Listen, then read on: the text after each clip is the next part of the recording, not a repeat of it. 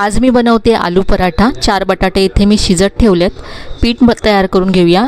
2 cup गव्हाचं पीठ घेतलं, यामध्ये 4 मोठे चमचे बेसन घातलं, चवीप्रमाणे मीठ घातलं आणि पाणी घालून हे पीठ मळून घेतलं।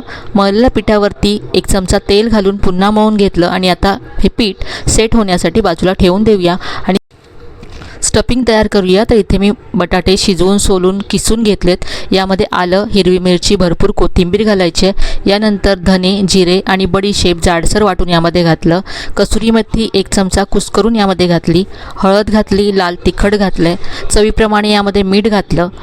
पाव चमचा यामध्ये चाट मसाला घातला आहे। यानंतर बारीक चिरलेला कांदा घातला।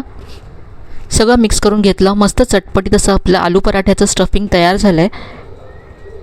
पीठ पुन्हा एकदा मळून घेतलं। आता आपण पराठा लाटून घेऊया। एक गोळा सुका पिठामध्ये घोळवून घेतला, थोडंसं लाटून घ्यायचं आहे। वरून तेल लावलं, सुकं पीठ पसरवून घेतलं, यावरती स्टफिंगचा गोळा ठेवायचा आहे आणि मोदकाप्रमाणे याचा असा गोळा तयार करून घ्यायचा आहे। आता आधी हाताने पसरवून घ्यायचं आहे आणि नंतर हा पराठा असा हलक्या हाताने लाटून घ्यायचा आहे।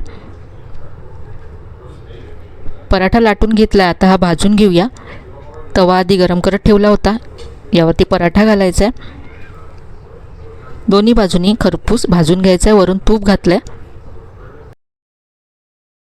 मस्त चटपटीत असा ढाबा स्टाईल पंजाबी आलू पराठा तयार आहे। अशा छान छान रेसिपीजसाठी छायाज रेसिपीजला नक्की सबस्क्राईब करा।